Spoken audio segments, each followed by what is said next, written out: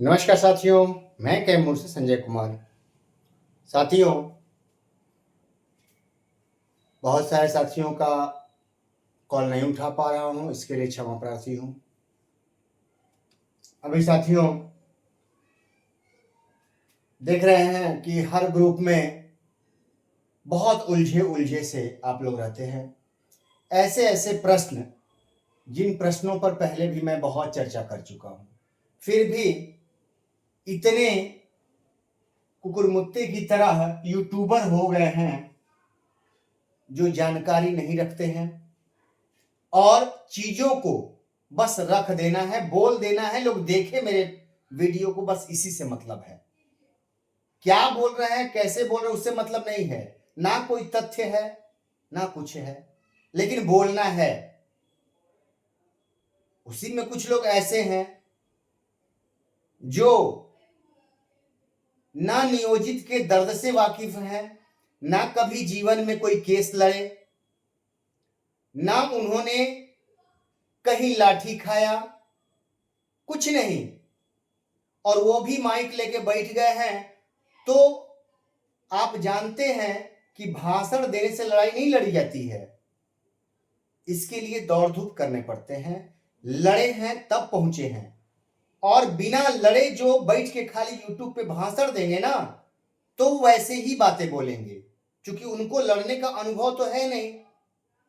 मेरी बातें समझिएगा, क्योंकि जिनको लड़ने का अनुभव है और जिनको दलाली का अनुभव है, वो दलाली ही समझेंगे। जिनको कुछ बोल करके चर्चा में आ करके और आगे बहुत कुछ पाना है, वो रहेंगे।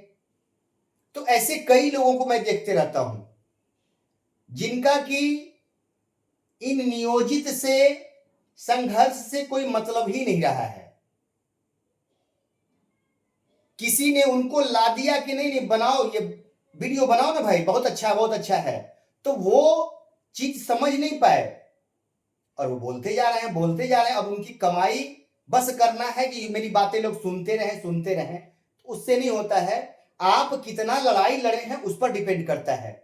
अब वकील हैं, वकालत की जानकारी उनके पास खूब है, किताब सब पढ़ गए हैं, लेकिन क्या उन्होंने कोर्ट में प्रैक्टिस किया? जब तक प्रैक्टिस नहीं किए तब तक जीरो है, कुछ नहीं है। हम बच्चों को खूब ट्यूशन पढ़ाते हैं, ठीक है, लेकिन एक ट्यूशन पढ़ाना और एक विद्यालय में पढ़ाना, दोनों में अंतर होता है। हम कह रहे हैं कि हम बहुत से लोगों का सुने कि लेक्चरर हैं, एमए कर लिए तो हम लेक्चरर नहीं हो जाएंगे। जब तक कि हम किसी संस्था में रेगुलरिटी, मतलब पंक्चुअल टाइम से लेकर के और टेंशन, सारी चीजों की बातों को जब लेकर के आप एक संस्था में पढ़ाते हैं, तब आप लेक्चर कहे जाते हैं। आपकी टाइमिंग होती है, बाउंडेशन होता है, तब आप लेक्चर कहे जाते हैं। लेकिन ऐसे फर्जी लोग जो कहते हैं मैं लेक्चरर हूं, मैं टीचर हूं, सुनते हैं सबकी बातों को, उससे कोई मतलब, दूर दूर तक उनका कोई संबंध नहीं रहा है। तो वैसे झूठे लोग कई बन चुके हैं यूट्यूबर, वैसे लोगों से सावधान रहना है। उनकी झूठ की बुनियाद पर ही खड़े हैं। उनसे पूछिए कि हम शिक्षकों के लिए कितनी लड़ाई लड़े हैं, उनकी आवाज में वो दर्द नहीं आएगी। एक लड़ा हुआ व्यक्ति, वो जो समझ रहा है, दर्द से वाकिफ है, वही समझ पाएगा।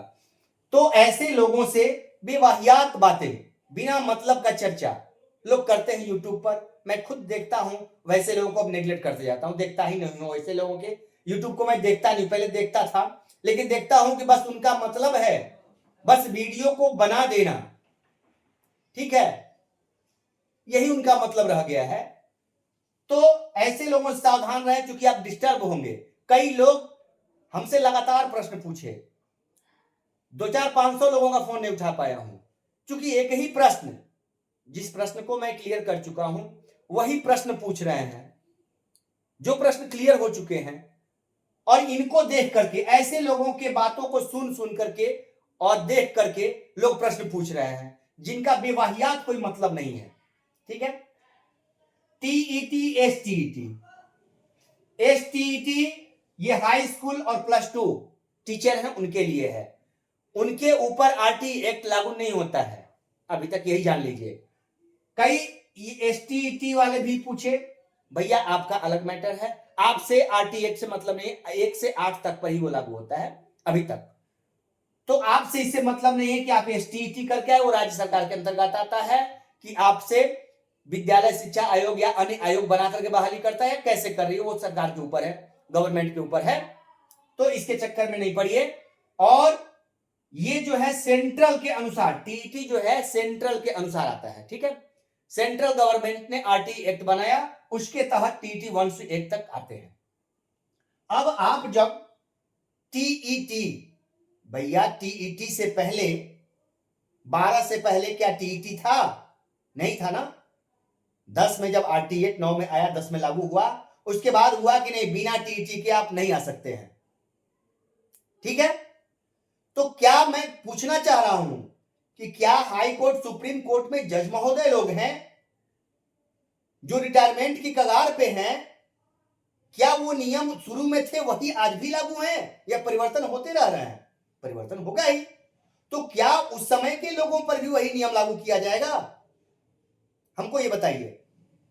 अभी राज्य सरकार ने अभी कहा कि प्री मेंस लिया जाएगा, पहले भी चलता था, तो जिस समय जो चलता था उसी पर न हुआ कि अगर प्री पर खाली टीटी पर जो लोग बहाल हो गए, क्या प्री मेंस फिर से देंगे, उनके ऊपर होगा लागू? हमको बताया जाए। तो अजीब स्थिति। माननीय, हम लोग टीईटी नहीं किए, दक्षता करके आए हैं। आप लोगों को पूर्व के वीडियो में ही मैंने बता चुका है कि दक्षता equivalent, high court, supreme court में कई न्यायाधीश हैं जिसमें स्पष्ट है कि दक्षता इक्विवेलेंट है। आपने दक्षता किया है तो आपको टीटी देने की आवश्यकता नहीं है। लेकिन फिर भी इस पे लोग कंफ्यूज हैं, कई लोग गुमराह कर रहे हैं, पत्रकार अपना रोटी सेक रहे हैं, यूट्यूबर अपना रोटी सेक रहे हैं। आप धैर्य से रहिए मेरे भाई, एकदम धैर्य से रहिए, सब सामने आ जाएगा, ठीक है। अब जो खुद दर्द नहीं सहे वो दूसरे के दर्द को क्या समझेंगे? जब आपने दर्द सहा ही नहीं तो आप दूसरे के दर्द को क्या समझेंगे? आप जब नियोजित शिक्षक रहे ही नहीं हैं तो नियोजित शिक्षक के दर्द को क्या समझेंगे? एक हमारे बुजुर्ग हैं राजनंदन जी, वो वित्त रहित कॉलेज में पढ़ाए हैं, उस दर्द को सहा है और आज तक पलटी नहीं मारे हैं। जो बोलते हैं नियोजित के पक्ष में ही बोलते हैं, क्योंकि उस दर्द को उन्होंने सहा है तो उनको अनुभव है। वित्त रहित वाले कॉलेज वाले शिक्षक भी उस दर्द को सहे हुए हैं। लेकिन दूर दूर तक जिसका उससे मतलब नहीं रहा है। अब हम ट्यूशन पढ़ा रहे हैं तो ट्यूशन में क्या दर्द होगा उसको समझेंगे, लेकिन सरकारी विद्यालय में क्या हुआ है, लाठी का है, कितना वेतन, क्या कैसे, उस चीज को हम दर्द को नहीं समझ पाएंगे। लेकिन लोग सब चीज एक में लपेट के लगता है कि अब आप चले जाइए, सिविल के वकील अलग, क्रिमिनल के वकील अलग हैं। क्यों अलग है भाई? भैया वकालत करते हैं, जाके आप बहस करते हैं, तब ना आपके पास ज्ञान बढ़ता है, तब ज्ञान बढ़ता है और आप बहस कर पाते हैं जज के सामने, क्योंकि परिस्थितियों से सामना करते हैं आप। सिर्फ डिग्री लेके नहीं, डिग्री तो बहुतों के पास है, समझिए, डिग्री बहुतों के पास हो गई है। और जो टीटी दक्षता, अब देखिए जो टीटी वाले भाई आए थे वो अलग ही उस समय राग आलाप रहे थे कि टीटी बहुत है। भैया हम उस समय भी ये बात बोले थे कि टीईटी, क्या आपको टीईटी किए कुछ अलग सरकार ने दिया था क्या? 9300 का वेतनमान दिया था? अरे जिस खूंटे में हम बंधे थे, जो बिना टीटी के आए थे वो बने थे, उसी खूंटे में आप भी बंधे हैं। फिर काहे को टीटी चिल्ला रहा है? मैंने उस समय भी कहा था मैं दक्षता किया हूं, टीटी सारा कुछ पास हूं, ठीक है, लेकिन मुझे कभी घमंड नहीं हुआ कि मैं टैट एस्टैट, मैं तो बोलता हूं। तो इस चीज को लोग समझे नहीं और इस उलझन में आप लोगों को बांटते गई। अब समझ लीजिए कि हमारे कई मेरे बड़े भाई जो है खूब टीटी नहीं दे, सक्षमता नहीं देना है, खूब चिल्लाते रहे, चिल्लाए है ना, आज भी लोग कहते हैं कि हम लोग तो रोकते ही रह गए, उसमें बड़े बड़े नेता भी बन गए हैं, हम लोग तो रोकते रहे, जम के रोकते रहे। ये सुनते हैं। अरे भैया ठीक है, आप रोकते रहे, लोग बन गए विशिष्ट, ठीक है, तो आप क्यों आज उस पाले में कूद गए, हमको ये बताइए। वो गलत था, कूदना उनका गलत था ना। तो आप तो नियोजित हैं, नियोजित के नेता हैं, फिर आप उनकी बातों को क्यों आज रखने लग गए? आज नियोजित को ही भूल गए हैं। नियोजित का वेतन सामंजित करके उनको मिल जाए, इसके लिए प्रयासरत हैं। कई जिलों में वेतन मई तक का हो गया, जैसे रोहतास में, सुपौल में, उसके बाद आपका आ गया यहां पर पटना में, बक्सर में, सब वेतन मई तक का हो गया। लेकिन कुछ जिलों में मई तक का वेतन नहीं हुआ। अप्रैल का वेतन एसएसए का पास हो गया और उसी वेतन से एरियर दे दिया गया और नियोजित का वेतन नहीं दिया गया।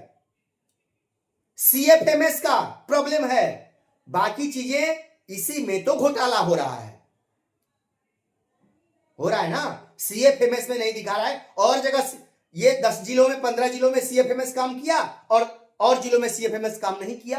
पैसा है लेकिन काम नहीं कर रहा है, और जगह काम कर रहा है। ये खेल है, समझिए। नहीं समझिएगा फिर आगे आने वाला समय नियोजित के लिए बुरा होगा, ये समझना होगा। इस खेल में कौन लोग हैं, कौन लोग लगे हुए हैं, ये भी समझिए। कहने को नियोजित के नेता, लेकिन काम कर रहे हैं किसका, आप समझिए। चिल्ला रहे थे कि नियोजित विशिष्ट नहीं बनना है, लेकिन आज अपने नियोजित रह के और काम किसके लिए कर रहे हैं? मैं तो बार बार कर रहा हूं, घोषणा कर दीजिए कि हमारा संघ नियोजित के लिए वर्क करेगा। ये कहने में शर्म किस बात की? कल तो नियोजित के लिए चिल्ला रहे थे कि नहीं, नियोजित ही रहना है, बेहतर है, आप लोग मत जाइए। तो आज भी बोलिए ना कि हम नियोजित के साथ हैं, डंका पीटिए ना जरा। लेकिन नहीं भाई, शर्म आ रही है कहने में। कह देंगे तो फिर गड़बड़ हो जाएगा। क्या ऐसे लोग जो कल हमको रोक रहे थे कि नहीं नियोजित में ही बढ़िया है, आज नियोजित रहते हुए बात किसी और की? क्यों भाई? आज हम ही गलत, नियोजित रह के हम गलत हो गए और वो नियोजित रह के और लोगों की बात करके अच्छे हो गए। क्या बात है? तो ध्यान दीजिए ऐसे लोगों पर। दक्षता और डीपी, भैया दक्षता दिए हैं, आप समझिए दक्षता क्या है। दक्षता में स्पष्ट बोला गया है ना कि अगर आप दक्षता पास नहीं होते हैं तो आपका इंक्रीमेंट नहीं बढ़ेगा, आपका प्रमोशन नहीं होगा, और 3 दक्षता 5 दक्षता नहीं पास करेंगे तो आपको हटा दिया जाएगा, है ना। टीटी में क्या है, आप रहते, इसमें रहते हुए आपके ऊपर डाला गया कि अगर ये पास नहीं करेंगे तो आपको हटा दिया जाएगा, इंक्रीमेंट बढ़ेगा नहीं। क्या टीटी कुछ विशेष है? आप टीटी पास नहीं करेंगे तो नहीं जाएंगे, और यहां नहीं पास करके हटा दिए जाएंगे तो कौन? ये दक्षता क्या टीटी के बराबर नहीं हुआ? क्या बात करते हैं, नौकरी में पास नहीं करते हुए हटा दिए जाएंगे, ये नियम डाला गया। अरे कहां देख रहे हैं आप? फिर भी इस पे कंफ्यूजन पैदा करने वाले करते रहे। आप सुनते रहिए, आप एकदम स्थिर रहिए, इत्मीनान से रहिए। अभी वेतन की बात, वेतन पिछले शुक्रवार को ही हम लोगों को मिला था मैसेज कि हो गया है, लेकिन खींचते खींचते 1 हफ्ते चला आया। शीघ्र होगा, मंत्री जी हमारे समूह के लोगों ने लगातार संपर्क बनाए रखा। शीघ्र होगा, अति शीघ्र होगा, यही शब्द। लेकिन अब बोला जा रहा है, हमारे जब बड़े बड़े नेताजी लोग जो शिक्षक नहीं हैं, चुनाव लड़ने की तैयारी में हैं, अब वो लोगों के द्वारा आया है कि निदेशक महोदय ने कहा है कि सोमवार तक आ जाएगा वेतन। समझ गए बात को? हम लोग बहुत प्रयास, शीघ्र शीघ्र आ रहा था, लेकिन अब आया है कि नहीं, सोमवार तक वेतन आ जाएगा। ठीक है, इससे पहले नहीं आ रहा था। तो हमसे आप लोग पूछते हैं, तो जब तक परफेक्ट नहीं मिलेगा तो मैं कैसे बोल दूं, कि नहीं हो जाएगा? जब बड़े बड़े ओहदे पर बैठे लोग जो वेतन को पास करते हैं, जब वो नहीं कह पा रहे हैं कि कल मिलेगा या परसों, पूछने पर सर कब मिलेगा, 10 दिन का समय दीजिए, 5 दिन बोलिए ना सर, तो नहीं नहीं शीघ्र शीघ्र बोलिए, शीघ्र बोलिए ना आप। अरे शीघ्र, ये शीघ्र होता क्या है? अभी बहुत कुछ सामने आएगा, मैं आता रहूंगा। और भैया आप एकदम निश्चिंत रहिए, थोड़ा भी नहीं घबराइए। और चूंकि हम लोग संघर्ष पर ही खड़े हैं, 5 से लेकर 25 से 26 चल रहा है, बिना संघर्ष के यहां नहीं है। और हम लोगों ने रण क्षेत्र छोड़ के हम लोग भागे भी नहीं है, जहां हैं वही हैं हम लोग भी। मैं तो शुरू से कहा, आज भी कह रहा हूं कि हम लोगों को 5200 का स्केल दे दिया जाए। हमसे एक हेड टीचर से बात होने लग गई, हम कहे कि 30,500 भैया, आप तो 30,500 आपको वेतन है, लेकिन एक जो बीईओ की बहाली होने जा रही है उसकी 29,200 है, आप तो उससे भी ऊपर हैं, वेतन तो आपका ज्यादा हो गया। कहा हाँ सर, एकदम वेतन तो हमारा अधिक है उनसे। देखिए हाई स्कूल का 31,000 32,000 +2 का है कि नहीं, एक पदाधिकारी बनाने जा रही है सरकार, उसको 29,200। अरे भैया समझिए, 29,200 है क्या? वो 7th पे का है 29,200, 25,500, 21,700, वो राज्य कर्मी पूर्ण है, समझिए इस बात को। लेकिन ये तो समझने के लिए तैयार नहीं है। बात समझ गए? उनको नहीं मांगना पड़ेगा। जैसे माननीय उच्च न्यायालय में गए हैं, हमारे विद्यालयाध्यापक के भाई गए हुए हैं, उन्होंने केस किया है कि हमको 7th और 8th पे दिया जाए। सरकार ने जवाब लगा दिया है कि 73वें 74वें संविधान संशोधन के तहत सरकार के पास अधिकार है कि आपको क्या देना है, नहीं देना है। नए कैडर हैं आप, नई बहाली है, आप दावा नहीं कर सकते हैं, आप इसके लिए दावा नहीं कर सकते हैं। बात समझ गए? और ऐसे सरकार के पास पूरी पावर है कि आपको सरकार 9300 दे दे, क्या दिक्कत है? वो तो उसके पास पावर है कि आपको कुछ और लिख पढ़ करके, और 9300 कुछ करने की जरूरत नहीं, बस 9300 कर देना भाई। परीक्षा लिए, सक्षमता लिए, दक्षता आप देवे किए हैं, सक्षमता देवे किए हैं, आप तो बहुत आगे निकल गए, तो आपको 9300 मिलना चाहिए ना। दे दे सरकार, दे भी सकती है, कहीं दिक्कत नहीं है। फिर इतना लपेटने की क्या आवश्यकता है? क्या हो सकता है भाई? और 9300 का स्केल दे दे, या 5200 का ही हम लोगों को दे दे, 29,200, 25,500 दे दे, सब लोग हम लोग चलने के लिए तैयार हैं। तो बार बार कहते हैं इस बात को, हम सब लोग चलेंगे। बात समझ रहे हैं? तो दिग्भ्रमित ना होइए। और कुछ लोग मुखौटा पहने हुए हैं, उनके नकाब को भी हम उखाड़ देंगे बहुत जल्दी। कुछ लोग मुखौटा पहन पहन के बोल रहे हैं ना, तो उनके भी नकाब को बहुत जल्दी ओपन कर देंगे, घबराइए नहीं। नकाब से काम नहीं चलेगा, सामने आइए ना। ठीक है भैया, इन्हीं बातों को बताते हुए, आपसे चर्चा करते हुए, थोड़ा सा फोन कम कीजिएगा मेरे भाई, बहुत जरूरी हो तभी कीजिएगा।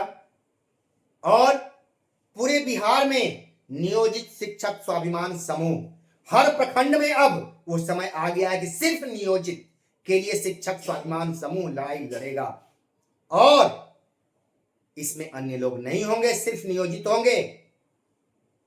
अगर सिर्फ नियोजित की लड़ाई लड़ने के लिए कोई संघ चाह रहा है कि नहीं हम लोग एक हो जाए, नियोजित के जितने संघ एक हो जाए, तो हमको ये करने की भी आवश्यकता नहीं पड़ेगी, हम तैयार हैं उनके साथ, सब नियोजित एक समूह में हो जाएं, हम तैयार हैं, कोई संघ की आवश्यकता नहीं है। लेकिन खुद नियोजित बन गए विशिष्ट और बात करते हैं सबकी, और 20 मुद्दा उनकी, 1 मुद्दा आपका, क्या मतलब है? बात समझ रहे हैं आप लोग? आप समझिए ज्यादा, मैं थोड़े में कह देता हूं, लेकिन आप समझदार हैं, 20-20 वर्षों का अनुभव है, किसी के पास 10 वर्षों का अनुभव है, तो अनुभवी लोग हैं, थोड़े कहता हूं, ज्यादा समझ लीजिए। नमस्कार, फिर मिलेंगे।